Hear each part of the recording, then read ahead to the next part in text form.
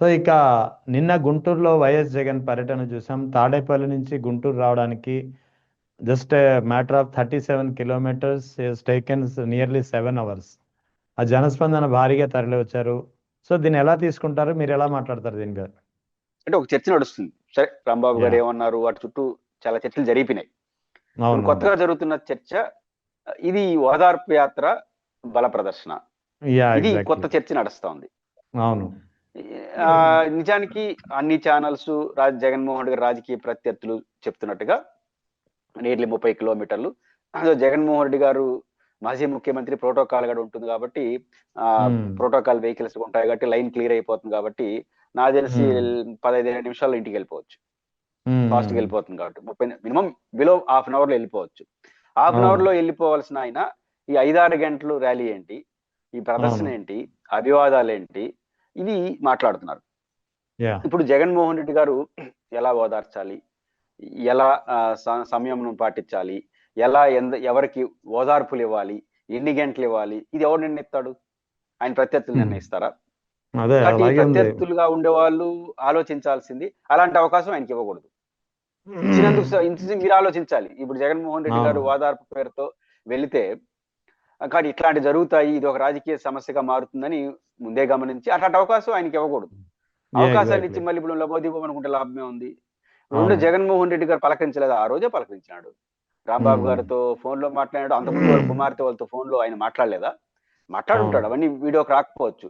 సజ్జల రామకృష్ణారెడ్డి గారు వెళ్ళి మాట్లాడలేదా? వెళ్ళారు. ఉమ్, ఇప్పుడు ఓదార్పుకి వెళ్ళింది, వాళ్ళని వెళ్ళి ఏమ్మా ఏం జరిగింది, మీకున్నాము అని చెప్పి రావడానికి అని మీరు ఎట్లా అనుకుంటారు? అట్లా ఉండదు రాజకీయాలు. జరిగిన ఘటన ఏంటి? కొన్ని వందల మంది, పదుల సంఖ్యలో కర్రలు తీసుకొని రాంబాబు పైన పోయినారు, రాంబాబు గారి పైన పోయినారు. అవును. తర్వాత కొన్ని వందల మంది ఇంటి దగ్గరికి వెళ్ళి వాళ్ళ ఇంటి పైన దాడి చేసినారు. యా. ఏం మెసేజ్ వెళ్ళింది? రాంబాబు గారు బయటకు వస్తే తంతామనే పద్ధతిలో వ్యవహరించింది. పోలీసులు కూడా బెయిల్ నిరాకరించేటప్పుడు ఏం చెప్పారు? ఆయన బయటకు వస్తే దాడులు జరిగే అవకాశం కూడా ఉంది, కొంచెం ఆవేశ వాతావరణం ఉంది అని చెప్పింది. అంటే అంత వాతావరణం ఉంది. ఇట్లాంటి ఉమ్, వాతావరణం ఉన్నప్పుడు రాంబాబు గారు ఎవరు? వైఎస్ఆర్ కాంగ్రెస్, తెలుగుదేశం పార్టీకి నచ్చకపోవచ్చు, జగన్మోహన్ రెడ్డి గారిని విభేదించే వాళ్ళు ఆయన అంగీకరించకపోవచ్చు, కానీ వైసీపీ అంగీకరిస్తుంది కదా. వైసీపీని అభిమానించే ప్రజలందరూ ఆయన నాయకుడు కదా. జగన్మోహన్ రెడ్డి గారికి టాప్ మోస్ట్ పదుల సంఖ్యలో ఉండే లీడర్లో రాంబాబు గారు ఒకరు. యా. అట్లాంటి రాంబాబు గారి ఇంటి పైన పోయి కొట్టి దాడి చేస్తే ఇంకా మా పరిస్థితి ఏందని వైసీపీ కార్యకర్తలు అనుకోరా రాష్ట్రంలో? కాబట్టి వాళ్ళందరికీ కూడా భరోసా. ఇప్పుడు రాంబాబు గారి ఇంటికి జగన్ గారు వెళ్ళింది కేవలం రాంబాబు గారికి భరోసా మాత్రం కాదు, జరగాల్సిన జరిగిపోయింది ఆయనకి.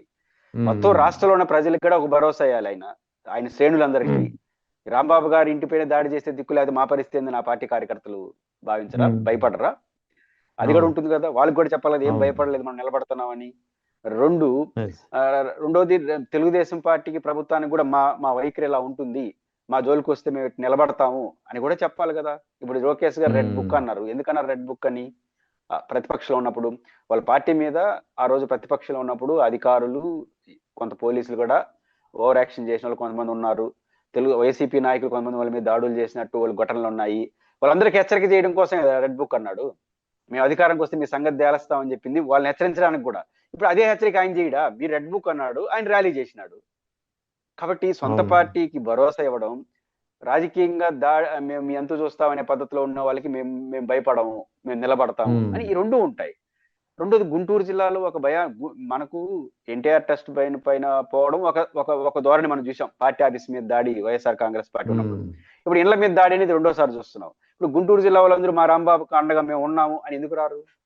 ఇప్పుడు అంతే జగన్మోహన్ కదా. రెడ్డి గారికి స్వాగతం పలికిన వాళ్ళందరూ జగన్మోహన్ రెడ్డి గారికి స్వాగతం పలికింది రాంబాబు గారి కుటుంబానికి చెప్పారు, మేమంతా ఇప్పుడు అందరూ పోయి జగన్ రాంబాబు గారి ఇంటికి పోతే ఆలో చేస్తారా? చేయరు.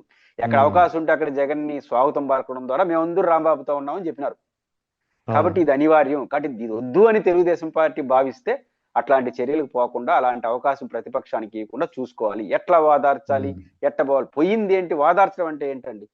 కళ్ళ నీళ్లు అవును. తొడడం మాత్రమే కాదు, మేము ఉన్నాం బలంగా అని చెప్పడం కూడా వాదార్పు. ఆ వాదార్పు అవును. అనేది ఆయన డిఫరెంట్ యాంగిల్ లో చేసినాడు, దాన్ని తప్పు పడితే లాభమే ఉంది.